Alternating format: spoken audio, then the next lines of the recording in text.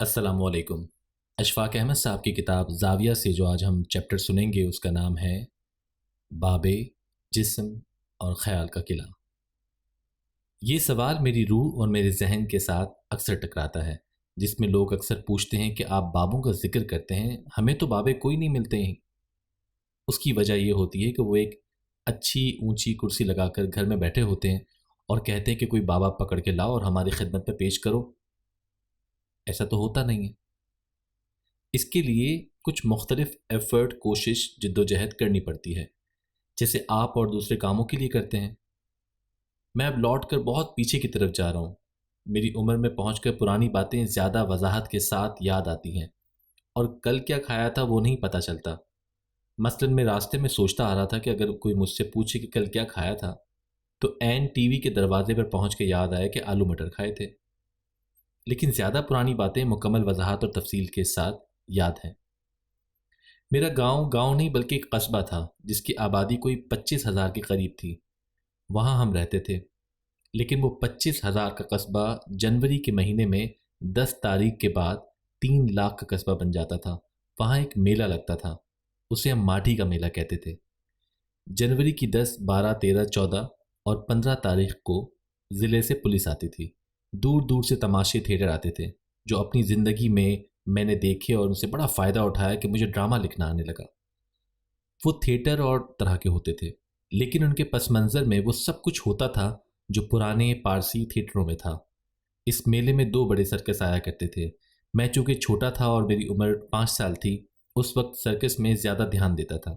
جانوروں کے ساتھ وابستگی ہوتی تھی۔ وہاں ایک رتنا بائی گرینڈ سرکس بھی آتا تھا۔ ایک رتنا بائی بنگالی عورت وہ کرتب بھی کرتی تھی اور اس سرکس کی مالک بھی تھی۔ وہ اتنا بڑا جوڑا کر کے اور +4 پہن کے، پاؤں میں چمڑے کے جوتے اور وردی اور ہاتھ میں ہنٹر پکڑے ہوتی تھی۔ اس سے سارے جانور دبکتے تھے۔ میں نے کوئی ایسا رنگ ماسٹر اپنی پوری زندگی میں نہیں دیکھا جو شیروں کے ساتھ جا کر پٹاخہ مار کے بات نہ کرے، بلکہ وہ موٹا نگا ان کے منہ پر مارے اور ان سے کام کروائے۔ رتنا بائی کے 7 ہاتھی تھے جو بڑے وزنی تھے۔ میں بڑی بہادری کے ساتھ ان کے سامنے جا کر کھڑا تو ہو گیا، لیکن جب ہاتھی آگے کو جھکا تو میں ڈر کے مارے پیچھے کی طرف ہو گیا۔ میرے ساتھ میرے والد صاحب بھی تھے جو جانوروں کے ڈاکٹر تھے اور ہاتھی کا ٹیمپریچر لینے آئے تھے۔ میرے والد نے مجھ سے کہا کہ اس کی سونڈ پکڑو، لیکن میں ڈرا۔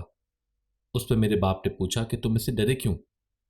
میں نے ان سے کہا کہ میں ڈرا اس لیے کہ ابو یہ ہاتھی ہے جس قلعے کے ساتھ باندھا گیا ہے وہ بڑا کمزور ہے، اور میرا خیال ہے کہ زمین میں 1.5 فٹ سے زیادہ گہرا نہیں ہے۔ یہ اگر زور دے تو یہ اسے اکھاڑ پھینکے گا۔ میرے والد نے کہا یہ ایسا نہیں کر سکتا، کیونکہ یہ قلعے کے ساتھ نہیں بندھا ہوا، یہ اس خیال کے ساتھ بندھا ہوا ہے کہ قلعہ مضبوط ہے۔ اگر یہ اپنے خیال میں تبدیلی لائے تو پھر البتہ یہ ضرور قلعے کو اکھاڑے گا۔ میں نے کہا ابو اسے اب یہ خیال کیوں نہیں آتا؟ تو انہوں نے کہا کہ جب یہ چھوٹا تھا تو اسے قلعے کے ساتھ باندھ دیا گیا۔ اس نے پورا زور لگا لیا، پوری طاقت آزمائی تھی، لیکن یہ اسے اکھاڑ نہیں سکا تھا۔ اس جد و جہد میں اس کے تقریباً 5، 6، 7 ماہ گزرے۔ پھر اس نے فیصلہ کر لیا کہ یہ میری طاقت سے اکھڑ نہیں سکتا، اور اب وہ اسی خیال اور اندازے پر قائم ہے۔ تاہم وہ بات جب کی تھی، اور اب اتنا عرصہ گزر جانے کے بعد، اپنی زندگی کے مشاہدات و تجربات کے بعد، یہ تصور میرے ذہن میں ابھرنے لگا ہے کہ ہم خیال سے کس قدر بندھے ہوئے ہیں، اور مائنڈ میٹر یعنی جسم کے اوپر کتنی حکمرانی کر رہا ہے۔ اگر مائنڈ طاقتور ہو تو آپ کا جسم آپ کی مرضی کے مطابق عمل کرنے لگے گا۔ لیکن آپ کہتے ہیں کہ میں سگریٹ نہیں چھوڑ سکتا۔ سگریٹ چھوڑنا کوئی مشکل بات نہیں ہے۔ ایک خیال نے آپ کو اس بات کے ساتھ باندھا ہوا ہے۔ میں اپنی نواسی سے کہہ رہا تھا کہ تو نہ لڑیا کر اپنی سس نال، یعنی آپ اپنی ساس کے ساتھ نہ لڑا کرو۔ کہنے لگی نہیں، میں ساس کے ساتھ لڑنے سے رہ نہیں سکتی۔ نہ میرا خیال یہ ہے کہ بس یہ بڑی کمینی عورت ہے۔ میں نے کہا تو اپنے خیال کے ساتھ بندھی ہوئی ہے، ساس کے ساتھ بندھ کے دیکھ، بڑا مزہ آئے گا۔ اس نے کہا دفعہ دور، میں نہیں بنتی۔ زندگی میں اور جتنے مسائل ہیں وہ ایسے ہی ہیں۔ آپ مجھ سے بہتر جانتے ہیں کہ امریکہ میں ایک لڑکی پیدا ہوئی، اس کا نام ہیلن کیلے تھا۔ وہ مادر ذات اندھی تھی اور مادر ذات بہری بھی تھی، اور اس طرح پیدائشی گونگی بھی، لیکن وہ ایک صحت مند لڑکی کی طرح پرورش پا رہی تھی۔ وہ ایک عجیب و غریب کیس تھا۔ اس نے یہ تہیہ کیا کہ میں تعلیم حاصل کروں گی۔ اس نے اپنے آپ کو اس ذات کے اس قلعے کے ساتھ نہیں باندھا۔ وہ اب نہ کچھ بیان کر سکتی تھی کہ میں پڑھنا چاہتی ہوں، نہ دیکھ کے بتا سکتی تھی کہ وہ کیا کرنے کی آرزو رکھتی ہے، لیکن اس کے اندر یہ طلب پیدا ہوئی، اور یہ طلب اتنی شدید ہوئی کہ اس کی ایک سہیلی کی خالہ تھی، اس کا بازو اس نے پکڑ کر اس طرح سے دبایا کہ اس خالہ نے محسوس کیا کہ یہ مجھ سے کچھ کہنا چاہتی ہے۔ پھر ان دونوں نے بڑی مدت کے بعد زور لگایا کہ ایک لینگویج، ایک زبان ڈیولپ کی جو اس کے بدن کو دبا کر بیان کرتی تھی اور وہ اسے سمجھتی تھی۔ ایک بار شپ کا لفظ آیا، لیکن اس لڑکی کو شپ یا جہاز کے بارے میں کوئی تصور ہی نہیں تھا کہ یہ کیا چیز ہوتی ہے۔ اس کی استاد نے کہا کہ شپ سمندر میں چلتا ہے، اب اسے سمندر کا بھی کوئی پتہ نہیں تھا، لیکن اس لڑکی نے کہا کہ وہ علم ضرور حاصل کرے گی اور اس کا خیال اس پر حاوی نہیں ہوگا، اور میں خیال کو خود پر حاوی ہونے نہیں دوں گی۔ چنانچہ اس لڑکی نے سارا وقت اور ساری توجہ اپنے ذہن کے ساتھ جد و جہد کرنے میں گزار دی، اور اپنے مائنڈ کو حکم دیا کہ میرے بدن پر اپنے آپ کو اپلائی کر، مجھے وہ علم عطا کر جو دوسرے لوگ اپنی جسمانی ساخت پوری ہونے کے سبب حاصل کرتے ہیں۔ اور اس نے یہ کیا، اور 5 کتابیں اس نے لکھی۔ وہ یہاں لاہور بھی آئی تھی پاکستان بننے کے بعد، اور ہم بڑی عقیدت کے ساتھ ان سے ملنے گئے تھے۔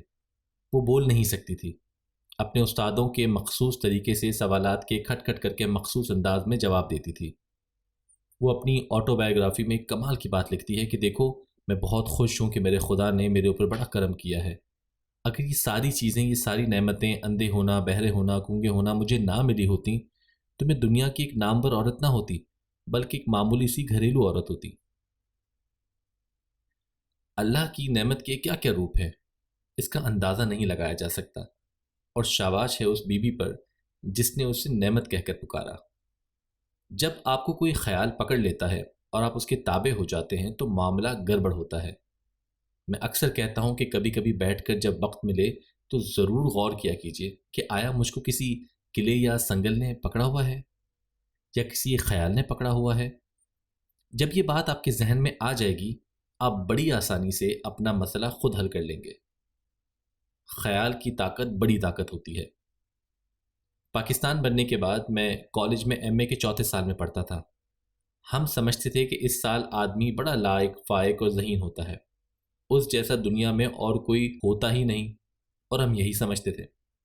میرے والد اور میرے ماموں کو، خاص طور پر میرے ماموں کو، اس بات کی بڑی خواہش تھی کہ میں نماز پڑھا کروں، چنانچہ وہ دونوں بیچارے اپنے اپنے طریقے سے کوشش کرتے تھے، لیکن میں اپنے خیال میں اتنا پڑھا لکھا تھا کہ باقاعدہ دلائل دیتا کہ نماز میں کیا رکھا ہے، اللہ کہاں ہے، وغیرہ وغیرہ، جیسے پڑھے لکھے لوگ کہا کرتے ہیں۔ وہ کچھ کہتے نہیں تھے۔ وہ مجھے پکڑ کر ایک مولوی صاحب کے پاس لے گئے جو ہمارے شہر لاہور میں نیلا گنبد کی مسجد کے علاقے میں تھے۔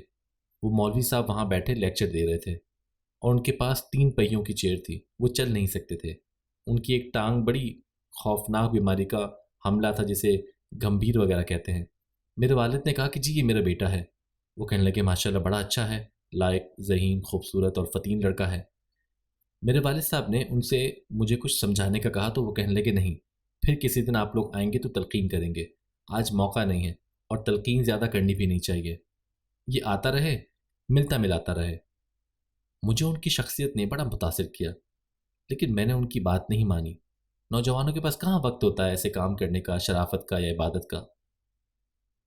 میں نے کالج میں اپنے دوستوں کو بتایا تو انہوں نے کہا کہ نانا خبردار، اس چکر میں نہ پھنس جانا، ہمیں دنیا بنانی ہے، ترقی کرنی ہے۔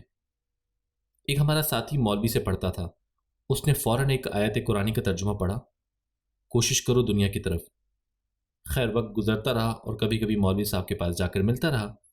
ان مولوی صاحب کا نام تھا مفتی محمد حسن۔ وہ بڑے جید عالم تھے، انہوں نے بڑے اونچے اونچے کام کیے تھے۔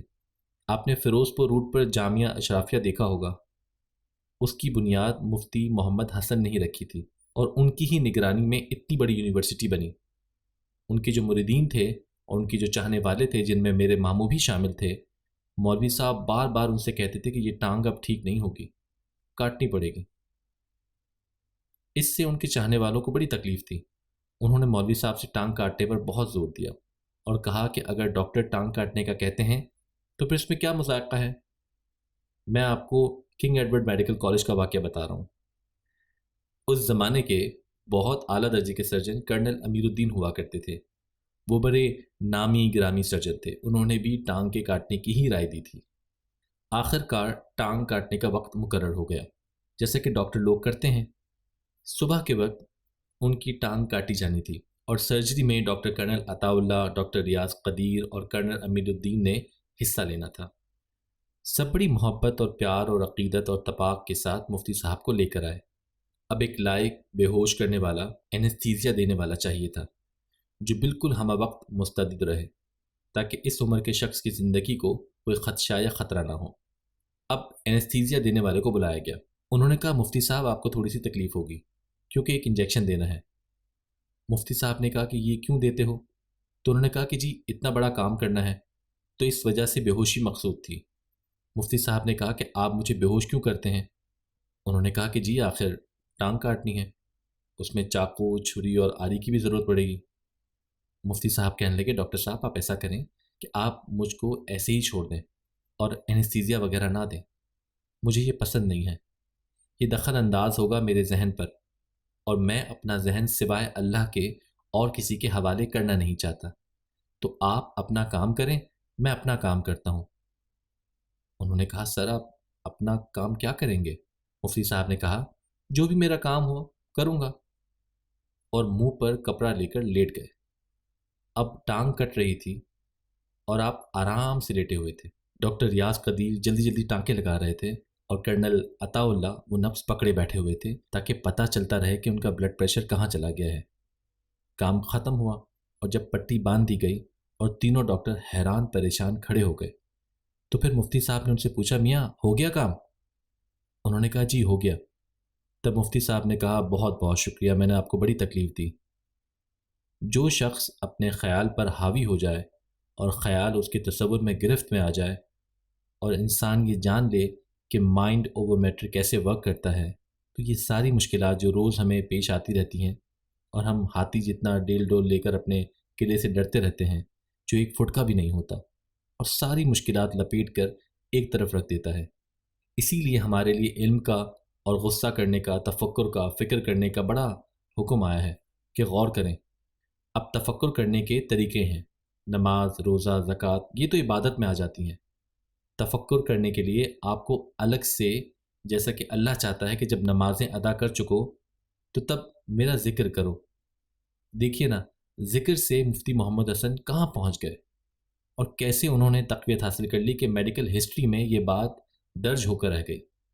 اگر آپ اور میں اور ہم سب اس باریکی کو سمجھنے لگیں کہ مائنڈ کے اوپر جسم کا اتنا اثر نہیں ہوتا جتنا مائنڈ کا اپنا ہوتا ہے، تو پھر آپ ان مشکلات سے خود بخود نکل آئیں گے۔ آپ کو کسی بابے کی، کسی پیر کی، کسی گائیڈ کی ضرورت نہیں پڑے گی۔ اللہ آپ کو آسانیاں عطا فرمائے اور آسانیاں تقسیم کرنے کا شرف عطا فرمائے۔ اللہ حافظ۔